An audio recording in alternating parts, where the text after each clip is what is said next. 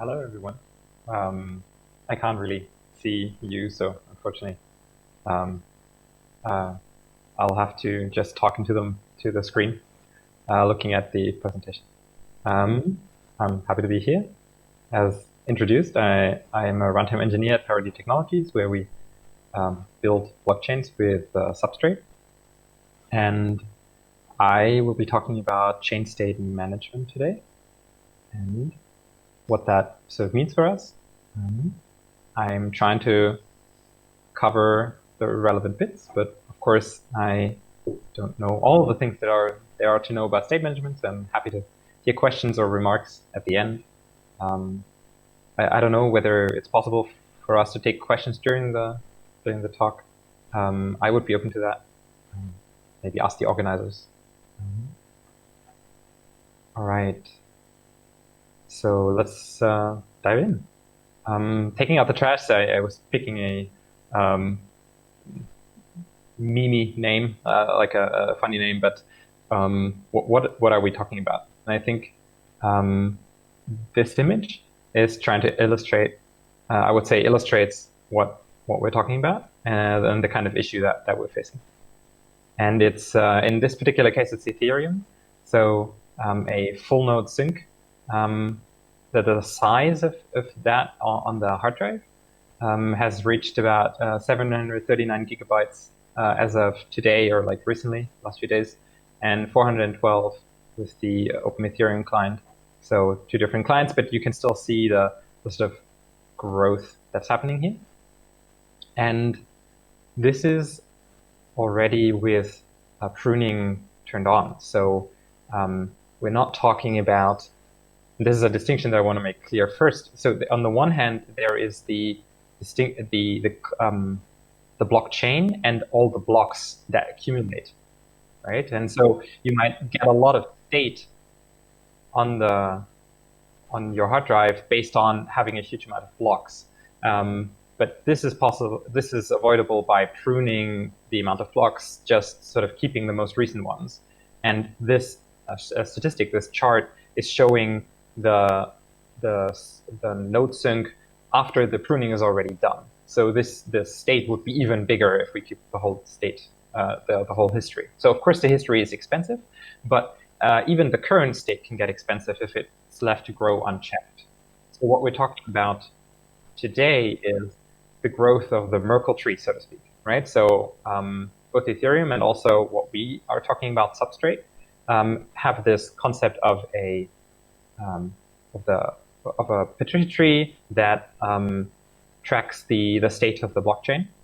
And this is just the current state and not the historical state, except with a small caveat, and this becomes relevant now, that of course there's some historical data, sort of recent historical data, that might be relevant. So in the case of Polkadot, which is built on Substrate, you might have not only the current validator set, but you might have the past validator set and the potential future validator set, right? So there is some sense of historical data even in the current state. Or you might have an oracle publishing data on chain into the state, and that data might include historical data from the past, because you need to be able to, for example, know the weather. If you have a weather oracle, know the weather a week ago, or you need to know the price. If you have a price oracle, you need to know the price a week ago, because you need that for your calculations. So you might still have historical data on your chain, even though we're just talking about the current state of the blockchain, not about the historical blocks. All right, with that distinction out of the way, we're talking about the current state. We face a problem. And this problem is that if we just dump things into state, eventually it will get too big, and we need to prune that down. That's the title of this talk. And so what is the topic that we're talking about? Everyone's favorite topic in computer science. Okay.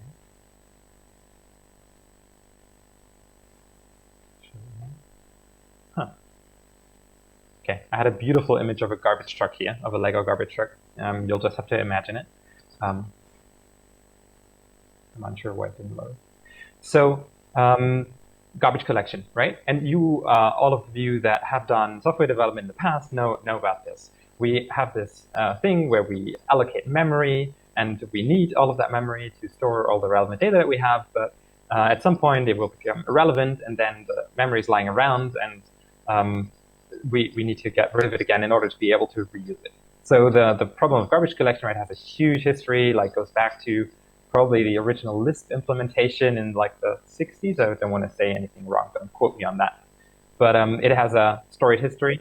And so one of the things that we can do is we can take inspiration from this history for our particular problem. So what are some of those memory management techniques, right? There's the manual management that you see in C, for example, where you allocate explicitly and deallocate explicitly. And then, of course, there's the venerable reference counting, where every time that you give out a reference to some piece of data, you increment the reference. Every time that reference is dropped, you decrement the counter. And then, of course, there's tracing garbage collectors, which sweep the whole memory and then remove all the data that is outdated and not referenced anymore. And this comes with a big amount of challenges that have been partially addressed. I was just reading today into distributed garbage collection and how this could look in a distributed system. Fortunately, the state of the blockchain as we have it is not, even though the blockchain itself is a distributed system, the state of the blockchain at the current moment is an agreed upon consensus, right? So we have this we have a synchronous situation here. All right, so we have these techniques, and then we have best practices that have been developed and that I want to talk about in the context of developing Polkadot and developing Substrate and the corresponding framework for building runtimes. So one of the examples is the staking palette, which keeps the staking history for stakers around. So when you stake when you become a validator in the staking system in Substrate, you lock up some amount of funds, and then as a validator, you sort of collect these error points in order to get rewards later on for your staking. And so for this, we need to keep historical data around in order to be able to then reward the validator. We need to keep historical data around, so this is kept around for a while. But here we have the good situation that we only need to keep a certain depth of the history around, right? We can just say, okay, if, for example, 2 months, right? If you haven't, if your rewards haven't been paid out after 2 months, we drop the data, and we can just assume that people will sort of work with the data in this time frame, and then we can drop it. So this is one strategy that sort of developed in this frame context. Is we have some history depth, some in sense a little bit of a queue, right? We have these eras that that we can limit the data to, and then we know when to garbage collect. Right? Another system that I already mentioned just now in the sort of from computer science that is also used in Frame is reference counting. This is used for accounts. So when you if you transfer funds into an account in a substrate-based or in a frame-based system, then a counter will be incremented, and then different parts of the runtime can access this account. So you might have, for example, actually staking, right? The staking system might use these funds to stake. You might have a registry, which is actually the next point, that a registry where you have an identity associated with the account. You might have other information, right? That references this. And so we use reference counting to keep track of, like, does this account need to stay live? this is one half of addressing this, and the other one is the existential deposit. So that if an account reaches a balance that is too low, we reap it and remove it from the system so that the amount of accounts stays manageable and the state doesn't bloat, doesn't explode.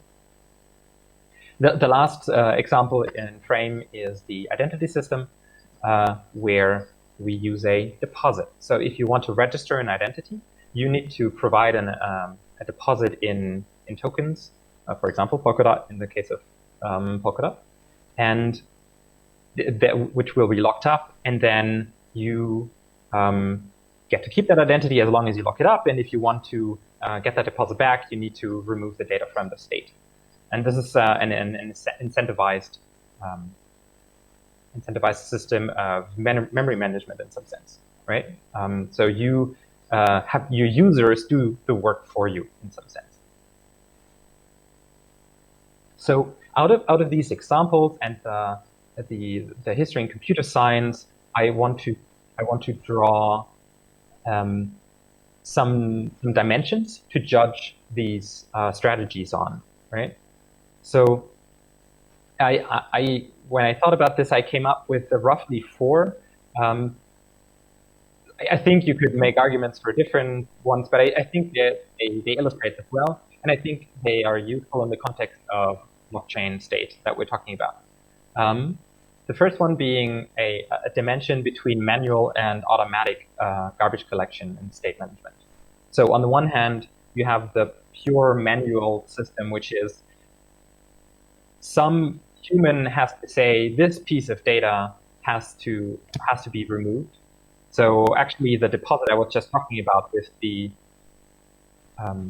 sorry, I'm getting a bit of echo and that's confusing.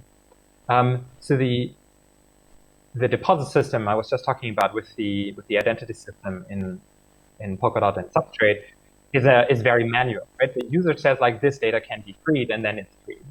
On the other hand, you have automatic garbage collection systems like a tracing garbage collector in a dynamic language, which will automatically, periodically go through the whole system, check all the references, check all the dependencies, and free the memory that is no longer used. So that's a spectrum. Then another one is incentivization. What is how well are participants of the system incentivized to manage the garbage, so to speak? And here, the deposit that we just had is at the extreme end of this dimension, while something that doesn't have any advantage for any of the participants would be at the low end of this. So, for example, maybe a tracing garbage collector that I just mentioned would here be on the other end of the spectrum, where if it's not incentivized and there's no reward, right? You just spend a huge amount of time collecting all of this garbage, doing all of this computation, which costs a bunch, but then doesn't give you any incentive. And this brings us to the third dimension, which is how much computational overhead is there to this strategy? How much compute do we need to use? This is an especially relevant aspect in blockchains because every computation that is not done by one participant, but by the runtime of the blockchain will need to be done by all of the nodes, right? Every node will need to execute the strategy. So this is one thing to look at. And then the last one is power flexibility, which is a little bit vague, but it's something like how much, like what kind of complexity of garbage collection strategy can be expressed in the system. So again, a tracing garbage collector is very, very flexible in the kinds of data structures that you can use and so on, right? While good example for the other thing. Manual management can be flexible, but if you don't take a lot of time in implementing it, it's going to be very limited because you just go like, okay, I allocate this and then I free this, and the flexibility is limited there. Okay, this is all very abstract, so I want to go into examples of the strategies that we already talked about, and then some others, and compare them on these different dimensions. So the first one is the history depth strategy that we already saw with staking. There you have the strong automaticity, right? It's defined when data goes out of scope, so to speak, when it's old, and then it can be cleaned up. The incentivization is not particularly strong because this runs automatically. In principle, what you could do, is you could say, we don't run this automatically, but this history depth is just a criterion that we then incentivize users to execute. In terms of overhead, it's very cheap, right? We know when to free toss the garbage, free the memory, and we're fine. But it is limited in flexibility. We need to keep track of this window. We need to keep track of when the data comes in, and it's hard to do something, for example, like keep a subset of the data alive. It's limited in that sense. Then reference counting is also very automatic, and that one is very, very flexible, right? So in contrast to the other one. But it comes with overhead that you need to manage. You need to always make sure the reference counts are accurate, and this needs to be calculated. And if you have a lot of small objects, this can get very, very expensive and introduces overhead. All right, the deposit we already talked about, right? It's the gold standard of incentivization, and it's one of the things that places blockchain systems apart from normal memory management as it might be done in computer science, because we have this tool of requiring tokens and using scarcity to motivate external participants to do our work for us. Tracing GC has a very big amount of overhead and is not very suitable to the blockchain context, even though it has this nice automaticity and this very high flexibility. It would be interesting, I think, to explore the possibility of having an incentivized tracing garbage collector in this kind of system. If any of you feel inspired to try that out, I'd be interested. And then we have the manual management, and then I wanted to mention governance. So one of the very cool things, even though it looks terrible, it has crosses everywhere. It's a very interesting property that if all the other management garbage collection strategies failed in a subscript-based system that includes a governance system, you can just manually decide, oh, these parts of a storage need to be cleaned up and removed in order to remove state. So you always have a fallback option if the state explodes way too much, or you identify some sort of source of spam in the system.